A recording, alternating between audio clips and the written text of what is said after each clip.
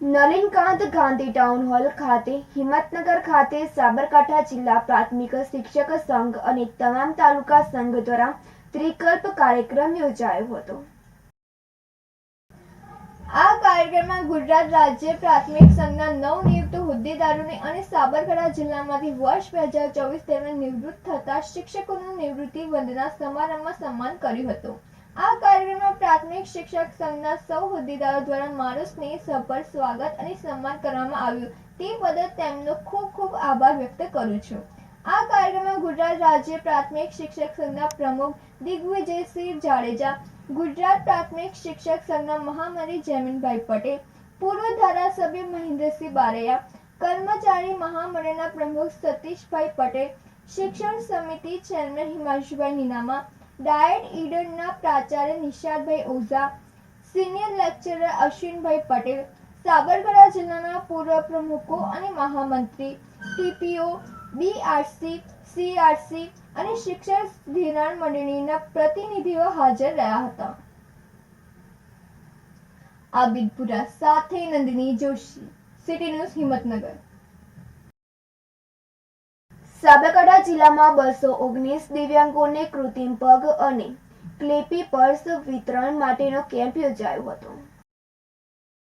સાબરકાંઠા જિલ્લામાં સોમનાથ ટ્રસ્ટ તથા મહાવીર દિવ્યાંગ સહાયતા સમિતિ અને જિલ્લા વહીવટી તંત્ર સાબરકાંઠાના સંયુક્તથી 219 દિવ્યાંગોને કૃત્રિમ પગ અને કેલી પર્સ વિતરણ માટેનો કેમ્પ યોજાયો હતો। સોમનાથ ટ્રસ્ટ અને મહાવીર દિવ્યાંગ સહાયતા સમિતિ દ્વારા દિવ્યાંગો માટે વિવિધ પ્રવૃત્તિઓ અને કાર્યો કરવામાં આવે છે, જેના ભાગરૂપે દિવ્યાંગો સ્વાભિમાનભેર જીવન જીવી શકે અને આપમેળે હરીફરી શકે તે માટે 80% ઉપર દિવ્યાંગતા ધરાવતા અસ્થિ વિષયક દિવ્યાંગોને કેલિપર તેમજ કૃત્રિમ પગનું વિતરણ કરવાનું આયોજન સોમનાથ ટ્રસ્ટ દ્વારા હાથ ધરવામાં આવ્યું હતું, જેના ભાગરૂપે રાજ્યના તમામ જિલ્લાઓમાંથી આ પ્રકારની કેલિપર્સ અને કૃત્રિમ પગની જરૂરિયાતવાળા દિવ્યાંગોની યાદી તૈયાર કરવામાં આવી હતી। સાબરકાંઠા જિલ્લા સમાહર્તા ડોક્ટર રતન કનવા ગઢવીચારના માર્ગદર્શન તથા સમાજ સુરક્ષા કચેરીની ટીમ દ્વારા 80% ઉપર દિવ્યાંગતા ધરાવતા અસ્થિ વિષયક દિવ્યાંગોને કૃત્રિમ પગ અને કેલિપર્સની જરૂરિયાત ધરાવતા કુલ 276 દિવ્યાંગોનું મૂલ્યાંકન કરવામાં આવ્યું હતું, જેના ફળ સ્વરૂપે સમગ્ર રાજ્યમાં સૌથી વધુ સાબરકાંઠા જિલ્લાના 8 તાલુકાના કુલ 219 લાભાર્થીઓને કૃત્રિમ પગ અને કેલિપર્સનું વિતરણ તારીખ 6/1/2024 થી તારીખ 10/1/2025 દરમિયાન કરવામાં આવ્યું હતું। કેલિપર્સ અને કૃત્રિમ પગ લગાવ્યા બાદ દિવ્યાંગોએ ધન્યતા અનુભવી હતી। પોતાના જીવનમાં નવો ઉજાસ લાવવા બદલ સોમનાથ ટ્રસ્ટ અને મહાવીર દિવ્યાંગ સહાયતા સમિતિ તેમજ જિલ્લા વહીવટી તંત્રનો આભાર વ્યક્ત કર્યો હતો। આબિદપુરા સાથે Nandini Joshi, city news Himmatnagar. Himmatnagar RPF દ્વારા પતંગના તહેવારને મધ્યનજર જાગૃતતા અભિયાન કરવામાં આવ્યું હતું।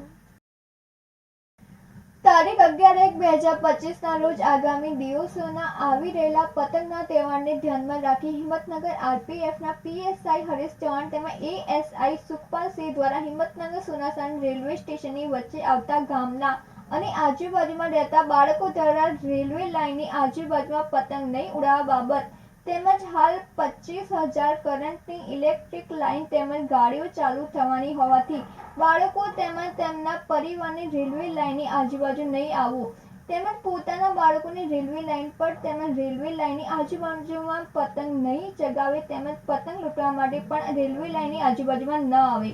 રેલવે લાઇન પર લાગેલા થાંભલાઓ પર ન ચડે તેમજ થાંભલા ઉપર કે વાયરો ઉપર પતંગ લટકતી હોય તો તે પતંગને લેવા માટે કોઈ પણ લોખંડ યા લાકડીની મદદથી તે વાયરને ના અડકે, કેમ કે એમાં 25,000 વોલ્ટનો કરંટ ચાલુ છે। માટે હિંમતનગર તેમજ આજુબાજુના લોકોને જે લોકો રેલવે લાઇનની આજુબાજુમાં રહે છે તે લોકોએ પોતાના બાળકોને રેલવે લાઇનથી દૂર રાખવા તે બાબતનો આજે જાગૃતતા અભિયાન કરવામાં આવેલ, તેમજ પરિવાર દ્વારા બાળકોનું ધ્યાન નહીં રાખવાથી કોઈ મોટી ઘટના ઘટી શકે છે, તેમજ બાળકો દ્વારા આવા પ્રકારની ભૂલ કરવામાં આવશે અને પરિવારના લોકો ધ્યાન નહીં આપે તો તેમના મા-બાપ વિરુદ્ધ કાનૂની કાર્યવાહી કરવામાં આવશે।